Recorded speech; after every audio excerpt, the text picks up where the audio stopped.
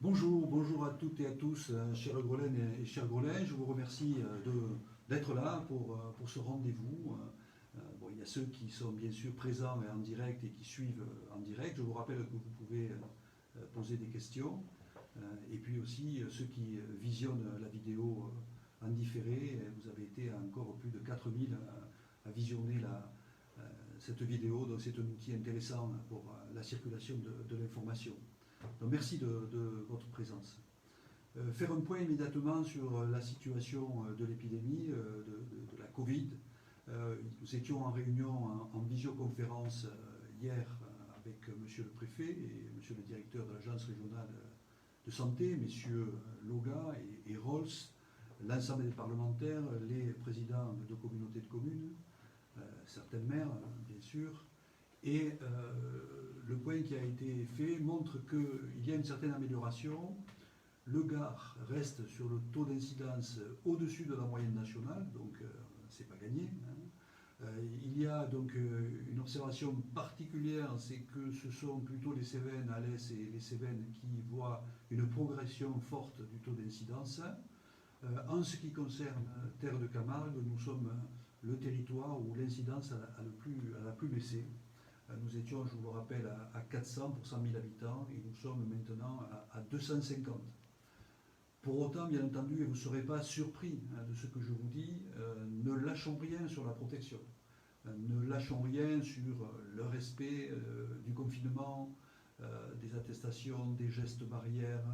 Je sais que ça nous coûte, mais je sais aussi que vous êtes raisonnable et ne lâchons rien là-dessus parce que je vous le disais la semaine dernière, on connaît tous autour de nous des parents, des amis, des proches qui ont subi la Covid. Heureusement, on n'a pas à déplorer sur notre territoire et notre ville des décès relatifs directement à la Covid. Il y a eu certaines hospitalisations. Les confrères voient des malades de Covid. Il y en a. Vous savez bien que notre territoire n'est pas exempt de la Covid. Donc, restez extrêmement mobilisés les uns et les autres sur les protections et je vous en remercie.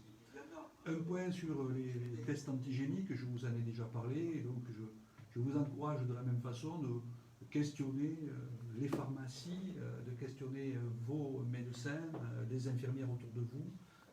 Je sais que certaines peuvent faire des tests. Il y a des conditions bien précises aussi, il faut avoir moins de 65 ans, des symptômes depuis 4 jours, donc, et puis les prélèvements doivent se faire dans des conditions bien sûr de respect sanitaire aussi très précises. Voilà, là aussi ça répond à des protocoles importants. Le test PCR bien sûr se poursuit avec la prescription médicale. Ça va mieux, on a aujourd'hui des résultats plus rapides. Vous avez vu et écouté donc les annonces du gouvernement. Ce frémissement d'amélioration de la Covid est observé, mais pour autant, le Premier ministre n'a pas autorisé encore la réouverture des commerces, et je sais à quel point c'est difficile pour ces acteurs de l'économie locale, et je comprends parfaitement leur inquiétude. J'espère que véritablement, à partir du 1er décembre, avec des bons chiffres statistiques sur l'épidémie et surtout aussi la réduction de ce nombre de malades dans les réanimations, la réduction des morts, eh bien, on pourra donc reprendre cette activité avec nos commerces de proximité, avec des modalités, mais je sais qu'ils sont prêts à, comme ils l'avaient déjà été d'ailleurs, à parfaitement s'organiser pour respecter les protocoles. Je sais aussi que véritablement ils se sont engagés dans des nouvelles modalités actuellement pour organiser les livraisons, prendre les commandes, préparer les cadeaux de Noël. Il y a vraiment une belle vitalité autour de ça. Nous, mairie du Grau-du-Roi, on peut s'en faire le relais. Certains ont commencé à nous adresser leurs dispositifs et on les relaie sur la page Facebook et le site internet de la ville. Sur ce volet du soutien à l'économie locale, et là je parle avec ma casquette de président de la communauté de communes Terre de Camargue, J'ai adressé une lettre d'intention à la présidente Carole Delga pour que la communauté de communes abonde donc dans un dispositif du fonds local pour venir aider au loyer dans ce mois de confinement où les commerces ont dû fermer, où l'activité se ralentit. Il y a un dispositif, le conseil régional va délibérer dans sa commission permanente très prochainement et très rapidement vous pourrez par un accès pouvoir déposer vos dossiers et obtenir jusqu'à 1 000 € d'aide pour payer les loyers de cette période de fermeture administrative. Et puis là encore, relayant les initiatives de la région Occitanie, un portail qui s'appelle J'achète dans ma zone, où les commerçants, les agriculteurs peuvent être référencés et où les concitoyens peuvent aller consulter et peuvent après passer commande à proximité pour les produits, à la fois les produits régionaux, mais aussi les autres produits. Terre de Camargue, sur sa compétence vie économique, est en train de travailler aussi sur un dispositif qui permettrait à l'échelle de notre territoire d'accompagner les commerçants pour développer le e-commerce, utile bien sûr en période de crise, mais aussi un outil qui pourrait perdurer et qui serait un complément pour les commerçants du territoire pour développer ce mode d'achat et venir renforcer leur capacité de vente et donc de chiffre d'affaires. Donc nous sommes au travail sur ces dossiers et nous vous tiendrons bien sûr au courant. La vie continue, bien sûr, la vie continue au niveau des collectivités et il y a tout un travail qui bien sûr se fait dans la continuité, comme je vous le dis. Je vous cite quelques dossiers sur lesquels nous avons travaillé durant cette semaine et ce sont des dossiers qui bien sûr vous concernent. Par exemple, au niveau de Terre de Camargue, on a travaillé sur la question de la prévention des inondations du Vistre avec donc une structure, un établissement public qui s'occupe de la prévention des inondations.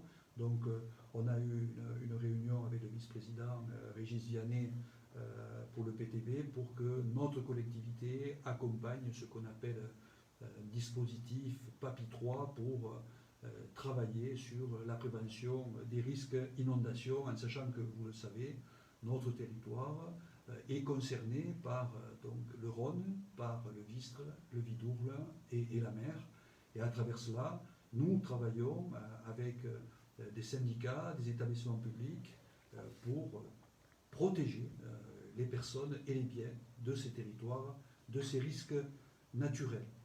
Nous avons aussi travaillé avec le syndicat mixte de la Camargue gardoise, avec donc le président Léopold Rousseau, sur la continuité du dépôt du dossier du label Grand Site de France. Vous savez que c'est une fierté pour notre territoire de la Camargue gardoise d'être labellisé Grand Site de France. Il s'agit de préparer le dossier pour obtenir la continuité de ce label et nous avions une réunion pour définir, dans cette période difficile pour le travail collectif, comment nous allions conduire ce travail, quelle stratégie nous allions mettre en place. Et c'est un travail qui sera largement partagé aussi avec les acteurs du territoire pour que ce soit une décision et un projet porté collectivement. Nous avons vécu le 11 novembre une émouvante cérémonie. Bien sûr, c'était pas comme d'habitude. Nous sommes allés à la fois au monument d'Afrique du Nord et puis après à Antonin-Revest. Et j'ai trouvé que dans cette situation, à la fois avec la Covid, avec les attentats que nous subissons, il y avait une force dans le recueillement, peut-être encore supérieure aux autres années. Bien entendu, nous étions déçus de ne pas retrouver autant de monde rassemblé au monument aux morts, mais il faut bien que nous nous adaptions. Et en tout cas, je remercie toutes celles et ceux qui étaient présents.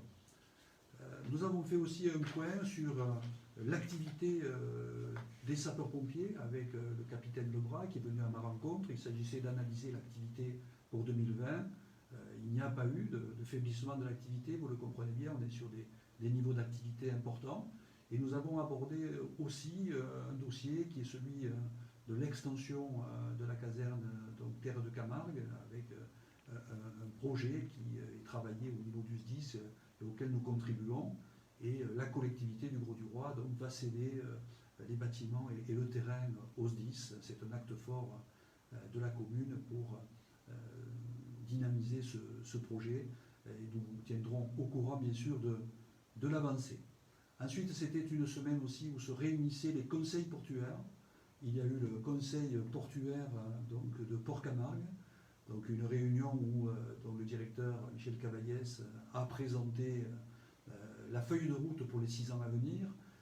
Bon, on peut être fier vraiment de diriger un port de plaisance de ce niveau avec cette capacité de requalification, d'évolution, d'innovation et aussi de partage de l'information avec l'ensemble des acteurs à travers son conseil d'administration, mais aussi cette instance du conseil portuaire, où quelquefois il y a des avis contradictoires, mais il y a un vrai débat avec une honnêteté intellectuelle qui est réconfortante au regard de quelquefois quelques désinformations, mais en tant qu'homme de dialogue, la confrontation ne m'effraie pas et je préfère pouvoir dialoguer et confronter les avis. Et globalement, ça a été une réunion très fructueuse, comme l'a été celle du conseil portuaire du port de pêche hier, présidée par Jean Denat, conseiller régional maire de Vauvert, et je suis accompagné, vous le savez, par Lucien Topy, qui est maire adjoint à la pêche, la représentation aussi des marins pêcheurs qui étaient là avec le président Vargas du comité départemental. Et là, vraiment, beaucoup de motifs de satisfaction. À la fois le soutien de la profession, vous savez que la collectivité donc, a exonéré les redevances des pontons dans le port de pêche donc, et sur le chenal maritime. La région y a contribué sur la base de 3 mois de gratuité. Et puis surtout un plan de travaux très important sur notre port de pêche. Vous l'avez vu, cela a commencé avec les piliers du pont, mais l'ensemble des pontons de la Darse vont être changés complètement avec des pontons fixes sur pieux. Les 2 jetées vont être refaites. La question du pont tournant, bien sûr, est ouverte. Et il y a des financements. Donc on a un plan d'action qui fait que, dans un terme relativement court, de gros travaux vont être engagés. Et franchement, c'est très satisfaisant d'être aussi adossé à une grande région avec son administration et ses moyens financiers. Et là aussi, tout le monde reconnaît qu'au sein de la collectivité du Grau-du-Roi, les agents, les directions et les chefs de service font un travail donc, collaboratif avec la région très intéressant et reconnu comme efficace. Il y a eu aussi la continuité des conseils d'école. Les conseils d'école, donc d'abord il y a eu le primaire, André Quay, l'élémentaire, et cette semaine il y a eu le conseil d'école avec Eugénie Deleuze et sa directrice, Laetitia Moron. C'est aussi un temps important de rencontre, ces conseils d'école, et puis aussi de décision, évidemment, avec les enseignantes, les ATSEM, les parents d'élèves, les élus qui sont en délégation. Il y a la question de la sécurité qui est revenue à plusieurs reprises et je veux rassurer chacun et chacune de ce point de vue-là. La mobilisation de la police municipale est totale avec la gendarmerie nationale pour assurer la sécurité de nos enfants. C'est pour nous, bien sûr, une priorité. Ensuite, vous donnez quelques informations sur cette continuité des services de la collectivité. Sur l'accueil, bien sûr, vous le voyez bien, la mairie continue à fonctionner, et ainsi que l'ensemble de ces satellites. Je dirais qu'au niveau du CCAS, sur un point qui nous tient à cœur, c'est de lutter contre l'isolement. On a maintenu les transports voilà, personnalisés, et puis aussi dans le dispositif Mona Lisa, comme on ne peut plus véritablement se rendre en visite chez les personnes isolées, on téléphone, il y a beaucoup de contacts téléphoniques qui se font et c'est très apprécié et toutes les équipes sont mobilisées à tous les niveaux, bien sûr, l'accueil et ce contact téléphonique chaleureux. À l'EHPAD aussi, et je tiens aussi à vous en parler, en remerciant bien sûr toutes les équipes et la direction sur le travail qui est accompli. Sur le temps le plus dur, la semaine dernière, j'avais moi-même demandé qu'on suspende les visites parce que la semaine dernière, il y avait eu 39 clusters dans les maisons de retraite, les EHPAD du Gard. Il y a eu cette semaine 29 décès dans les EHPAD du Gard, donc j'avais demandé qu'il y ait une suspension des visites sur une semaine, donc ce qui a été respecté. Et maintenant, très rapidement, on réétudie, on remet en place les visites avec des modalités extrêmement précises pour maintenir bien sûr ce lien affectif avec les familles. Monsieur le directeur fait une communication extrêmement régulière avec les familles et je tiens à remercier l'ensemble des équipes, le médecin coordinateur aussi, et puis l'infirmière référente qui responsable donc des soins pour le travail qui est accompli. Vous avez vu aussi que nos équipes des espaces verts ont travaillé donc cette semaine sur l'élagage, malheureusement, des palmiers qui continuent à subir les attaques des charançons. On est dans notre démarche zéro phyto maintenant dans les possibilités d'utiliser des produits phytosanitaires toxiques. On accompagne cette situation, on fait le mieux. Il faudra prévoir des replantations avec des essences qui ne sont pas sensibles donc, à ces parasites. Sachez que donc, on travaille sur ces sujets. Je voulais aussi parler des médiathèques. Et sur les médiathèques, vous savez, on a maintenu un service. J'ai eu donc, au téléphone donc, Anne Pernet et aussi Christine Pala. Et il y a vraiment une activité avec beaucoup de réservations. On vient chercher les livres en drive, on livre les livres. Et franchement, il y a une très très belle activité qui continue autour des activités de la médiathèque. Sur la médiathèque, je rebondis parce que on a travaillé aussi sur le projet de construction d'une nouvelle médiathèque au Grau du Roi. Donc le travail est engagé. Et en même temps, un travail sur la réalisation d'une salle des fêtes au Grau du Roi. Vous savez que c'est un engagement que nous avions pris et ça répond à un véritable besoin. Et nous sommes en train de travailler sur un projet avec un bâtiment hybride qui pourrait conjuguer les deux activités. Donc c'est le début de ce travail sur les faisabilités. Les équipes communales et communautaires vont se rencontrer pour travailler en commun. Et après, on lancera un concours d'architectes. On consultera aussi les présidents d'associations pour être parfaitement en phase avec leurs besoins et leurs remarques nous seront très très utiles. Voilà, chers concitoyens, chères concitoyennes, bien sûr, faire le point sur la Covid, faire le point sur la situation économique et les problématiques de nos commerçants, faire le point sur la continuité des services et rester bien sûr dans une note positive parce que je sais que grâce à vous, grâce à vos énergies rassemblées ensemble, nous ferons face à cette adversité pour en sortir encore plus fort.